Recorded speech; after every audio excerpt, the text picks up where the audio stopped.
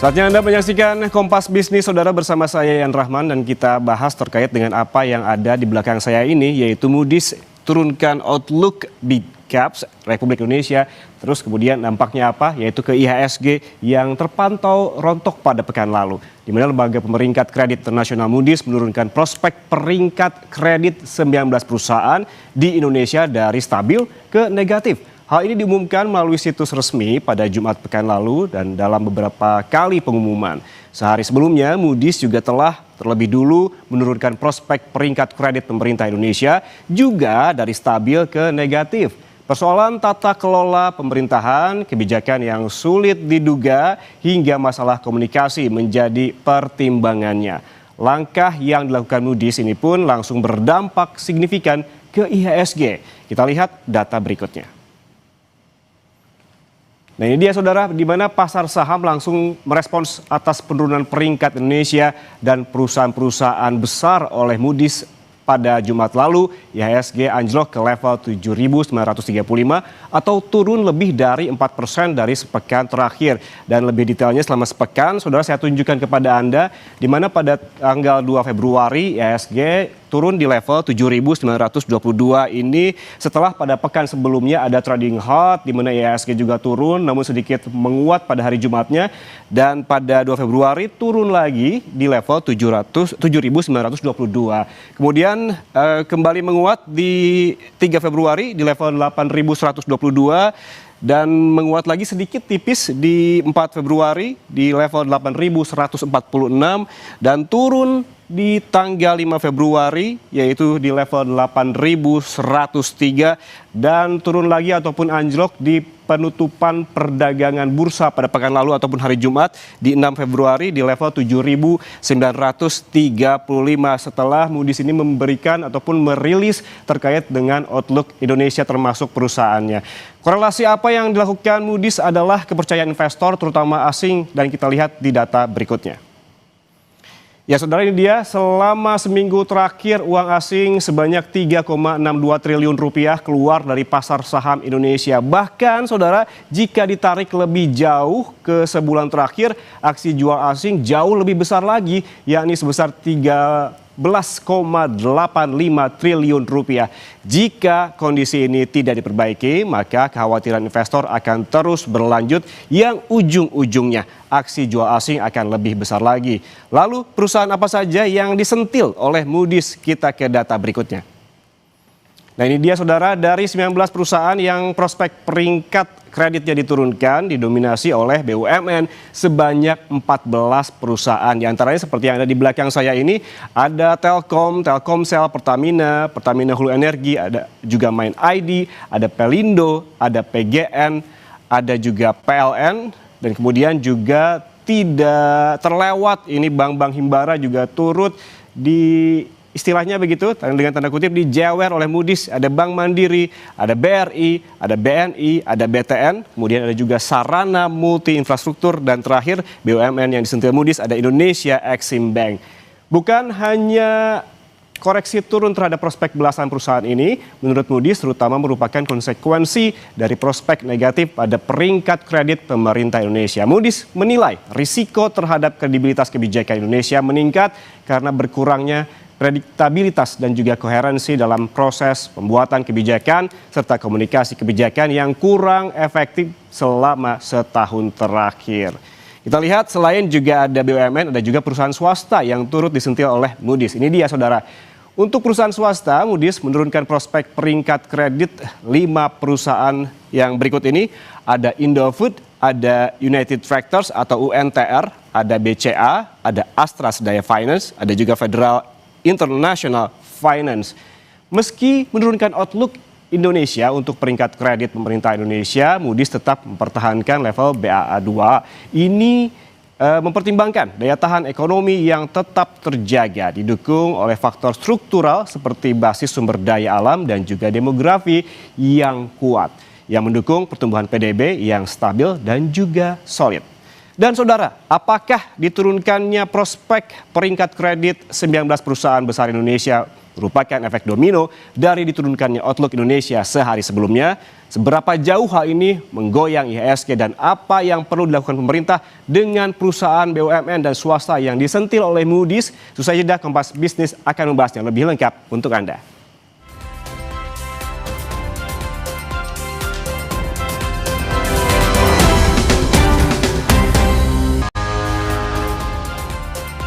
Saudara, dengan diturunkannya prospek peringkat kredit 19 perusahaan besar Indonesia, apakah merupakan efek domino dari diturunkannya juga outlook Indonesia sehari sebelumnya? Seberapa jauh ini akan terus menggoyang IHSG dan apa yang perlu dilakukan pemerintah dengan perusahaan BUMN dan swasta yang juga disentil begitu oleh Moody's? Kita langsung bahas bersama Edi Pranasidi, founder Indonesia Superstocks Community. Pak Edi, selamat pagi. Warahmatullahi wabarakatuh, Mas Yan. Waalaikumsalam warahmatullahi wabarakatuh. Pak Edi, ini apakah menurut Anda penurunan outlook Moody's terhadap perusahaan di Indonesia lebih dipicu oleh faktor sovereign risk atau risiko negara, atau apakah ini pelemahan fundamental korporasi yang spesifik? Oke, sebelum menjawab itu kita kembali dulu ke kenapa Moody's menurunkan outlook ya, bukan rating, tapi outlook kredit dari sovereign rating Indonesia itu sendiri. Nah, mereka ternyata lebih kepada misalnya tadi ada kelemahan governance, kemudian juga ternyata ada misalnya defisit APBN-nya tahun 2025 itu 2,92%, yang artinya sempit sekali APBN untuk tahun 2026, walaupun di tahun 2026 ini target pemerintah itu sekitar 2,68% dari PDB ya. Nah, apakah sovereign risk atau fundamental korporasi? Saya harus menjawab ini sovereign risk aja. Kenapa? Karena outlook perusahaan BUMN maupun perusahaan swasta tidak boleh lebih tinggi daripada outlook negara. Dengan kondisi seperti ini tentunya Moody's makanya sehari kemudian langsung menurunkan outlook untuk perusahaan-perusahaan atau korporasi-korporasi tersebut. Nah, secara fundamental saya harus mengatakan bahwa korporasi-korporasi yang disebut oleh Moody's tersebut sebetulnya fundamentalnya cukup solid dan selalu memberikan dividen ya, terutama untuk misalnya for big banks di Indonesia ya. Yang mungkin harus nanti kita bahas lebih lanjut adalah apakah kerentanan di bank mana nih yang rentan, atau misalnya korporasi mana yang rentan, apalagi jika dikaitkan dengan keinginan MSCI untuk mendapatkan 15% free float minimal ya untuk saham yang dimiliki oleh publik. Mungkin seperti itu. Jadi dalam kondisi ini saya harus mengatakan ini lebih kepada sovereign risk, di mana perusahaan BUMN maupun perusahaan swasta outlooknya tidak boleh lebih tinggi dari outlook negara. Jadi kalau misalnya outlook negara negatif, secara simultaneously mereka juga terpaksa harus negatif, dan ini yang membuat asing kemarin berjualan lumayan banyak ya, dalam sejak awal tahun ini sudah 11 triliun. Oke. Pak Edi, ini berarti artinya efek domino begitu ya, karena memang timbul pertanyaan begitu, karena ketika Moody's menurunkan outlook di hari pertama terhadap pemerintah Indonesia, sehari kemudian penurunan outlooknya terhadap korporasi yang juga dirilis satu persatu. Ini berarti ada keterkaitan seperti Pak Edi bilang tadi, bahwa memang tidak boleh kalau negara negatif berarti korporasi tersebut juga negatif, meskipun beberapa perusahaan sudah mengeluarkan laporan keuangan dan secara fundamental juga bagus. Ya, secara fundamental dan juga kalau misalnya untuk long term investor yang berbasis kepada dividen dan passive income, ini sebetulnya bukan masalah yang besar sepanjang Moody's tidak mendowngrade rating Indonesia. Yang sekarang misalnya kan kalau untuk Moody's Baa2 kan, itu artinya kita masih investment grade atau layak investasi. Dan harus dicatat juga ternyata misalnya dua pemeringkat rating yang lain perusahaan seperti misalnya Standard & Poor's dan juga misalnya Fitch Ratings itu masih tetap melihat outlook Indonesia ekonominya atau misalnya rating kreditnya masih stabil dan masih layak investasi. Untuk Moody's sendiri bisa dikatakan misalnya jika ada perubahan yang tidak struktural, maka kemungkinan ratingnya itu akan diubahnya itu mungkin dalam waktu 12 sampai 18 bulan mendatang. Dan seharusnya ini menjadi waktu yang sangat cukup ya untuk pemerintah Indonesia maupun Kementerian Keuangan, Bapak Purbaya, untuk memperbaiki governance dari fiskal itu sendiri dan risiko fiskal itu sendiri ke depan. Dalam artian misalnya jika misalnya spendingnya terlalu banyak, tapi ternyata reform tax-nya atau penerimaan pajak, penerimaan negaranya berkurang atau kurang mendukung untuk spending tersebut, ini akan jadi masalah. Tapi kemarin kita melihat Pak Purbaya melaporkan bahwa tax ratio ataupun misalnya penerimaan pajaknya di bulan Januari sudah membaik sampai naik 30%. Mudah-mudahan ini akan terus membaik. Dan target pemerintah tahun ini kan 12% ya tax ratio. Dari sebelum-sebelumnya kita tuh terjebak di 10,3, 10,5% tax ratio-nya. Dan mudah-mudahan juga harga komoditas ekspor primadona kita seperti misalnya batu bara, nikel, dan lain-lain, itu harganya tidak berkurang sehingga revenue dari misalnya tax-nya itu untuk kedepannya lebih baik lagi. Mungkin seperti itu yang harus kita pikirkan ke depan. Jadi kalau berkata misalnya apakah ini efek domino, oke, kita mengatakan ini efek domino, tapi ini lebih kepada masalah sovereign risk ya. Artinya tidak boleh lebih dari outlook negara tingkatnya untuk perusahaan swasta dan juga BUMN. Oke, yang cukup ramai begitu ya Pak Edi ketika memang Moody's mengeluarkan ataupun merilis hal ini terkait dengan outlook Indonesia, yang paling sensitif merespons adalah pasar saham begitu, di mana kita lihat juga digambar terkait dengan kinerja IHSG selama sepekan terakhir, bahkan level pada penutupan perdagangan di pekan lalu ini lebih rendah dari trading hal di pekan sebelumnya. Ini sedikit lebih tinggi dari awal pekan, dibuka di 7.000 ataupun ditutup di 7.922. Apakah sesensitif inikah atau memang juga karena banyaknya langsung trust terhadap pasar saham yang juga semakin tergerus sehingga banyak juga aksi keluar asing yang cukup besar, Pak Edi? Oke, saya kembali lagi, asing sejak awal tahun 11 triliun rupiah ya keluar. Tapi kita punya pengalaman asing di tahun 2025 itu pemodal asing itu mencatatkan penjualan tertingginya sampai 57 triliun rupiah di sekitar September Oktober sebelum mereka berbalik arah dan menutup tahun 2025 hanya net sell 17 triliun. Ini menarik ya. Artinya apa? Kondisi-kondisi ini harusnya dipandang buat saya sendiri sebagai dampak yang sangat untuk jangka pendek ya. Tapi jangka pendek ini juga harus berhubungan dengan IHSG. IHSG bisa dikatakan bearish ya jika turun 20% dari level tertingginya. Nah, level tertinggi IHSG itu kan 9.174. Kalau 20% turun dari level tertingginya, maka itu adalah 7.340 atau 7.339. Jika turun lebih dari itu, maka kita masuk dalam kondisi bearish yang lama. Seperti itu. Nah, kondisi ini dengan kondisi sekarang IHSG di pembukaan kelihatannya masih di atas 7.900 ya. Artinya ini ada resiliensi dari IHSG itu sendiri. Kenapa? Karena pemodal lokalnya ini lebih berorientasi kepada dividen dan juga lebih kepada fundamental, sementara pemodal asing lebih berorientasi kepada mandat rating itu sendiri atau mandat outlook itu sendiri. Mereka tidak boleh misalnya membeli banyak-banyak sesuai dengan misalnya outlooknya. Kalau outlooknya negatif, mereka harus mengurangi exposure ataupun mereka harus mengurangi atau menjual sahamnya gitu di Indonesia asetnya. Seperti itu. Oke, Pak Edi, kalau tadi saya gambarkan beberapa perusahaan besar yang secara outlooknya diturunkan oleh Moody's begitu. Ini termasuk ada Himbara, ada juga tadi Telkom gitu. Ini merupakan emiten-emiten yang memang dengan kapitalisasi yang besar di pasar saham. Ini proyeksi Anda akan seperti apa apabila memang ini tidak kunjung diperbaiki? Apakah akan trennya turun terus atau sebetulnya masih bisa diperbaiki dengan kondisi-kondisi tertentu? Kalau lihat dari fundamental yang Bank Himbara maupun misalnya Bank Sentral Asia ataupun misalnya Telekomunikasi Indonesia, Telkom, mereka itu dividen play semua. Jadi kalau misalnya tahun ini Telkom misalnya dengan laba bersih per saham 2025 di sekitaran 212 ataupun 214 rupiah, kemudian mereka misalnya memberikan 80% dari laba bersihnya untuk dividen, itu artinya ada 180 rupiah untuk dividen per saham. Dan dengan kondisi harga sekarang yang di 3.400, 3.410 gitu kan, itu kan sesuatu yang menarik ya, artinya ada potensial return sekitar 7-8% dari dividend payment, seperti itu.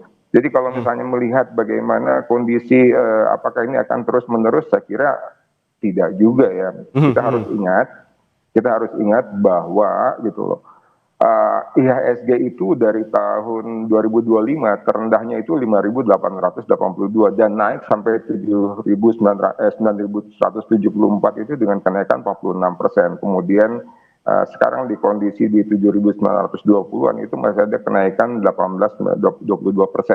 Kondisi ini seharusnya memang dengan MSCI lah, kemudian kita kan dapat multiple blows ya. Harga emas turun, MSCI mengancam, kemudian juga Moody's menurunkan outlook. Ini multiple blows yang membuat mereka yang sudah profit 17% untuk menjadi alasan kuat mereka untuk profit taking. Kalau saya sih ngelihatnya sederhana seperti itu, dan mudah-mudahan dengan kondisi bahwa mereka tidak akan menurunkan rating rating Indonesia yang sekarang investment grade terutama untuk Moody's 12 sampai 18 bulan mendatang kita masih bisa memperbaiki diri, dan saya yakin dengan kondisi ini karena Indonesia sebetulnya mempunyai potensial ekonomi growth yang sangat baik ya ke depan sepanjang fiscal governance-nya dijaga seperti itu. Apakah artinya ini Anda merekomendasikan kepada paling tidak ke investor retail agar tidak panik begitu masih ada potensi untuk naik juga di IHSG, dan juga meskipun kita lihat bahwa bukan hanya Moody's yang memang menegur Indonesia, sebelumnya ada MSCI dan juga ada Goldman Sachs. Artinya jangan panik lah begitu ya Pak ya? Ya, satu bukan panik ya, jangan terlalu panik, kemudian juga tetap berhati-hati lah, dalam artian tetap menjaga cash-nya, tetap menjaga cash manajemennya, dan kemudian juga yang paling penting adalah bahwa kondisi-kondisi seperti ini tidak akan berlangsung lama, artinya tidak setiap hari harus turun gitu kan, dan tidak setiap hari juga harus naik dalam market itu. Market mechanism maupun market optimism saya kira masih terjaga, terutama di resiliensi IHSG. Dan kalau memang benar misalnya dana antara masuk, kemudian juga dana pensiun yang sudah dinaikkan aset under manajemennya misalnya 20% dari AUM-nya untuk berinvestasi di saham, saya pikir masih bisa contain lah dengan kondisi bahwa kita juga memperbaiki diri dari segi fiscal risk, dari segi juga memperbaiki tax ratio kita, dan juga memperbaiki kondisi-kondisi yang seharusnya tidak terjadi. Dan kemarin saya dengar misalnya Pak Purbaya akan menelaah kembali misalnya budget untuk MBG, itu sesuatu yang juga menjadi catatan dari Moody's kan. Dan kalau melihat APBN sekarang kan sebetulnya semua sudah terkunci 80% untuk misalnya pembayaran upah ASN lah, gaji segala macam. Kemudian yang 16% atau 15% dipakai untuk bayar bunga hutang. Dan kita punya 20% untuk sesuatu yang sifatnya mendukung pertumbuhan ekonomi. Ini yang harus diperbaiki ke depan. Oke, kalau kita tarik lagi ke perbankan begitu ya, Pak. Kemarin ada beberapa perbankan juga yang memang mengeluarkan laporan keuangannya dan yang cukup baik begitu. Tapi kalau pertanyaannya, bank manakah yang paling rentan terhadap perubahan outlook ini berdasarkan struktur pendanaan, eksposur obligasi pemerintah, atau profil kreditnya? Oke. Saya harus mengatakan bahwa bank-bank yang mempunyai current account, saving account yang kurang baik atau misalnya terlalu rendah ya, seperti misalnya BTN itu agak rentan, kemudian Bank Mandiri atau misalnya BRI itu lumayan sedang, kemudian kalau yang paling baik defensif itu play-nya BBCA masih ya, Bank Sentral Asia, seperti itu. Jadi kondisi-kondisi ini kalau melihat dari kondisi MSCI, 4 bank ini cukup misalnya mempunyai free float yang bagus ya, rata-rata di atas 30%. Jadi tidak ada bermasalah dengan MSCI. Tapi kalau misalnya dengan Moody's, kembali lagi outlook-nya memang dinegatifkan karena disesuaikan dengan outlook dari negara itu sendiri, dari pemerintah kita, kredit outlook kita sendiri. Seperti itu. Jadi ya Mas. Baik, berarti artinya banyak sekali begitu ya yang bisa ditelaah begitu, apalagi tadi kita sempat membahas juga investor-investor investor asing. Kita ketahui bahwa menarik uangnya dari awal tahun hingga saat ini, tapi juga ada pertanyaan dari investor retail apa yang perlu dilakukan. Tadi Pak Edi juga bilang jangan terlalu panik, namun juga tetap berwaspada begitu, karena memang setiap harinya dinamikanya terus bergerak begitu ya, terkait juga dengan tadi ada selain Moody's juga ada MSCI, ada juga Goldman Sachs, dan perlu juga riset yang mendalam yang dilakukan oleh investor termasuk investor retail. Terima kasih Edi Pranashidi, founder Indonesia Superstocks Community, atas waktunya bersama kami di Kompas Bisnis, Pak. Sehat selalu. Terima kasih, Mas. Assalamualaikum warahmatullahi wabarakatuh. Saudara, jangan kemana-mana karena susah jeda Sapa Indonesia Pagi akan kembali dengan informasi. Presiden ke-6 Susilo Bambang Yudhoyono menegaskan komitmennya untuk mengawal dan mendukung keberhasilan pemerintah. Presiden Prabowo Subianto selengkapnya usai jeda, kami kembali.